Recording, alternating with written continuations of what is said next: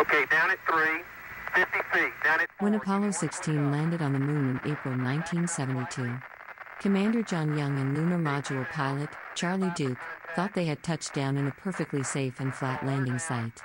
However, it wasn't until they ventured outside that they realized this was not the case. Okay, 6%, plenty fat. Contact. Stop. Move. Oh, is this ever deep, Charlie? Okay, I'm out. Almost. Well, don't come out until you see what we just passed over. It was a big rock, I'll tell you. No, it was a big hole.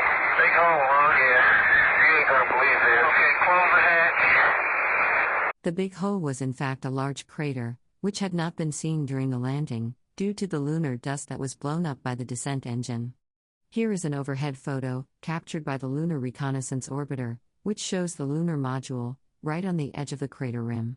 Luckily for the crew, the crater did not present too much of a problem, and they were able to extract the lunar rover and proceed with a very successful mission. This is perfect with the LIM and the rover and you and Stone Mountain and the old flag.